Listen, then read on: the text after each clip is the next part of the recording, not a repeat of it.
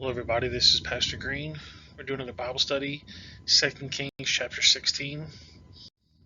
If you'd like me to come speak at your church or you have any questions, you can email me at godsohman@gmail.com, or you can just comment below with your question. 2 Kings 16, verse 1. In the 17th year of Pekah, the son of Ramalah, Ahaz, the son of Jotham, king of Judah, began to reign. 20 years old was Ahaz when he began to reign, and he reigned 16 years in Jerusalem, and did not which was right in the sight of the Lord his God, like David his father did. So there's a lesson to learn already. God is always watching, and he's listening, and someday he's going to judge you for everything. Matthew 12 says, But I say unto you, that every idle word that men shall speak, they shall give account thereof in the day of judgment. For by the words that thou shalt be justified, by the words thou shalt be condemned. Could you imagine going to court, and every single thing you said or thought or did was going to be on trial, and the whole entire world was going to be able to see that? There's not a single person on the planet that wouldn't be worried that all the things they've said, thought, or did is going to be out there to public. God's going to judge us all one day, and if you're not saved, you're going to be judged. And if you are saved, there's going to be no account.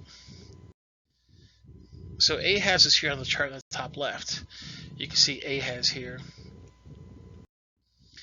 This is he walked in the ways of the king of Israel, yea, and he made his son to pass through the fire, according to the abominations of the heathen, whom the Lord God cast out before the children of Israel. And he sacrificed, and he's built incense in high places, and on the hills, and under every green tree. And if you remember, these kings, even if they were good, they didn't tear down the Baal altars. So when a bad king shows up, the altars are already there for him to just go up there and worship. Then Rezin, the king of Syria, and Pekah, son of Ramalah, king of Israel, came up to Jerusalem to war, and they besieged Ahaz, but could not overcome him. At that time, Rezin, king of Syria, recovered Elath to Syria, and drove the Jews from Elath to the Syrians came to Elath, and dwelt there to this day. And it's really important when you think of biblical history and think of the Jews. This is the land here in red that God promised Abraham. He promised that the Israelites, the Jews, were going to own that whole section right there. You can see Israel in the gray there. But this is actually all that the Jews have right now. And if you look at the chart here, you have Suez and you have Elat over here. And you can see what areas we're talking about. So Elat is the very southern part of Israel, and it's right there by the Gulf of Elat. And you can see this is what Elat looks like today. It's a very beautiful place. I'm sure many people would like to go visit this place right now. 2 Kings 16:7. And Ahaz sent messengers to Tiglath-Pileser, king of Assyria, saying, I am thy servant and thy son. Come up and save me out of the hand of the king of Syria, and out of the hand of the king of Israel, which rise up against me. And Ahaz took silver and gold that was found in the house of the Lord, and the treasures of the king's house, and sent it for a present of the king of Israel, king of Assyria. And you can see here where Syria is on the map. And this is actually the Assyrian Empire in 721 BC. And if you look over there in the middle bottom section, they don't quite get all the way through into Israel. They get most of Israel, but not all of it. And then, of course, by 700 BC, they own all of Israel and some of Egypt. And the Assyrians is basically modern-day Iraq. It says here Mesopotamia. In biblical history, Iraq is also known as Shinar, Sumar, Samaria, Assyria, Elam, Babylonia, Chaldea. It was also part of the Medo-Persian Empire. It's formerly known as Mesopotamia, or the land between two rivers. Its modern name was Iraq, and sometimes translated to the country with deep roots. And this is Assyrians and Assyrians the same. And they're basically the same people. Syrians are Arabized Assyrians, and Assyrians are still Assyrians, speaking Syriac, and most of them are Christians. It's very confusing, but the area of Syria is technically ancient Assyria, a well part of it. And the name was given by the Greeks of that area as homage to the Assyrians. Back to 2 Kings 16 and verse 9. And the king of Assyria hearkened unto him, for the king of Assyria went up against Damascus, and took it, and carried the people captive to Kir, and slew Rezin. And King Ahaz went to Damascus to meet Tiglath-Pileser, king of Assyria, and saw an altar that was in Damascus. And King Ahaz sent to Arijah the priest the fashion of the altar, and the pattern of it, according to the workmanship thereof. Now it's really interesting that this guy is saying, I'm going to redecorate the temple. Is a lesson to learn. People like to design their own religion and the way they want things to be. God had already told Moses how to build the furniture, and Ahaz wanted to change it.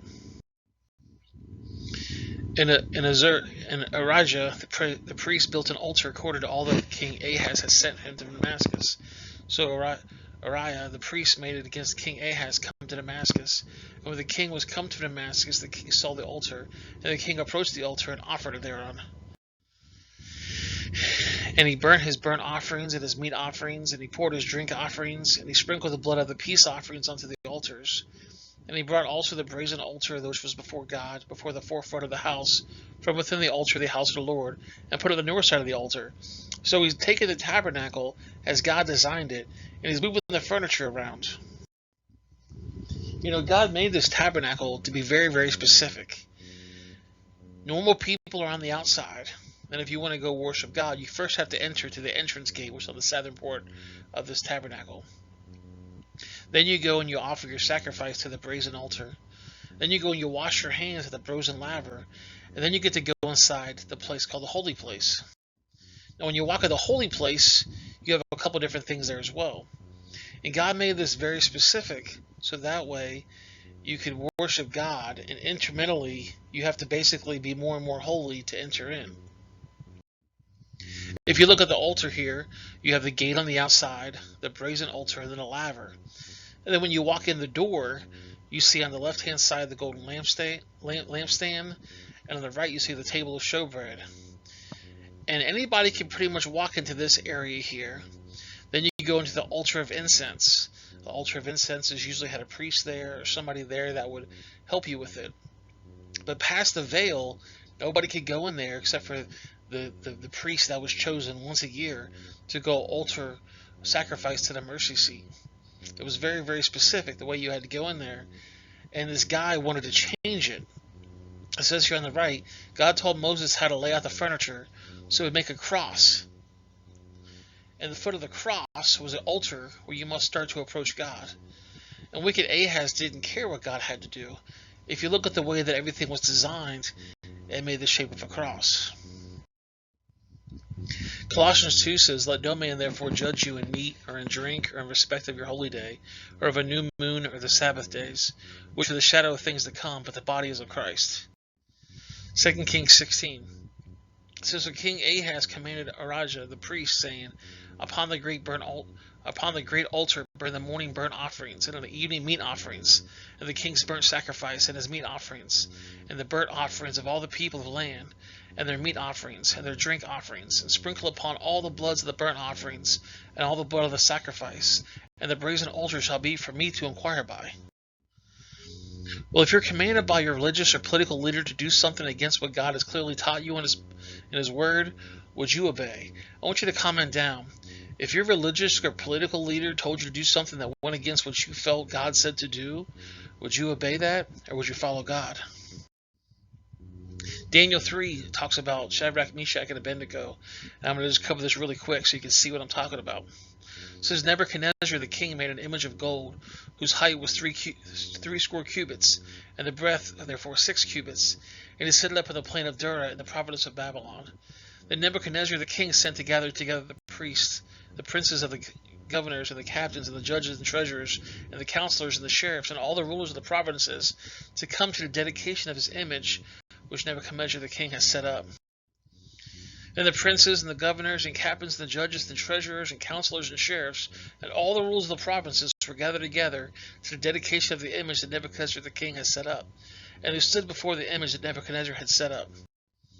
And a herald cried aloud, "To you it is commanded, O people, nations, and languages, that when you hear the sound of these different musical instruments, that you fall down and you worship the golden image that Nebuchadnezzar the king has set up. And whosoever does not fall down and worship shall the same hour be cast in the midst of the burning fiery furnace." So he's saying, we're going to play some music, and at that point you bow down to my image. And if you don't bow down to my image, we're going to throw you into a fiery furnace. And there were certain Jews whom was set before over the affairs of the province of Babylon, Shadrach, Meshach, and Abednego. And these men, O king, have not regarded thee. They serve not their gods, nor worship the golden image that thou hast set up. Then Nebuchadnezzar in his rage was furious, commanded to bring Shadrach, Meshach, and Abednego. And they brought these men before the king. So the king said, when I play this music, you're going to bow down at my altar. He played the music. These three men didn't bow down. So somebody told on him and said, these guys didn't do what you told them to do. Nebuchadnezzar spoke, and he said unto them, is it true, Shadrach, Meshach, and Abednego, that you did not serve my gods, nor worship the golden image which I have set up? Now if ye be ready, that what time you hear the sound of these different musical instruments, you fall down and worship the image that I have made. Well, but if you worship not, you shall be cast in the same hour into the midst of the fiery furnace. And who is that God that shall deliver you out of my hand? So the king took these three guys aside. Nobody else could see them. He said, listen guys, I'm going to give you a second chance. I'm going to play the music again, and if you don't worship, I'm going to put you in the fiery furnace. And Shadrach, Meshach, and Abednego answered, and they said, O King Nebuchadnezzar, we are not careful to answer thee in this matter.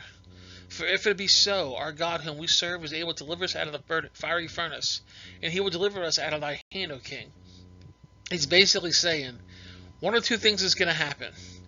Either A, we're going to die, and if we die, we don't got to deal with you no more. Or B, God's going to save us. And if God saves us, he's going to show that he's more powerful than you. So Shadrach, Meshach, and Abednego said, not doing it, you're not going to make us. Our God said we worship nobody but him. But if not be known unto thy king, that we will not serve thy gods, nor worship the golden image which thou hast set up. Then Nebuchadnezzar, full of fury and form of his visage, was changed against Shadrach, Meshach, and Abednego. Therefore he spoke and commanded them that they should heat the furnace 7 times more than it would be heated. So they said, listen, king, we're not going to worship you. We're not going to worship your gods. We follow God, God alone. And Nebuchadnezzar was furious. And he was so mad he made the furnace 7 times hotter than it normally was. So he threw these guys into the fiery furnace. And then the story goes that when the king looked in there, he saw there was 4 men in there. And he told his guys, didn't we send 3 guys in there? They said, yeah. He goes, there's a 4th guy, and he looks like the Son of God. And the story goes on to say that not even the smell of smoke was on them. No hair was burnt, nothing. Not even the smell of smoke. So God delivered them from that. Back to 2 Kings 16. Thus did Uriah the priest according to all the king Ahaz commanded. The king Ahaz cut out the borders of the bases and removed the lavers from them, and took down the sea from off the brazen oxen that was under it, and he put up pavements of stone. So you can see here, he took the brazen altar and he put it on top of stones. And he covered for the Sabbath day that he had built the house, and the king's entry without, turned from the house for the Lord for the king of Assyria. Now the rest of the acts of Ahaz which he did, are they not written in the books of the Chronicles of the king of Judah? And Ahaz slept with his fathers, and was buried with his fathers in the city of David, and Hezekiah his son reigned in his stead. Well guys, that's the video. I hope you guys enjoyed it. If you have any questions, you can comment below. You can also email me. Make sure you subscribe, like, share, all those fun things. Bottom right of the screen is going to be the 2 Kings Bible study. Top left of the screen is going to be the 1 King Bible study. And then the bottom left of the screen is going to be a video YouTube things you're going to like. I appreciate you guys watching, and I'll see you guys in the next video. Have yourself a great day.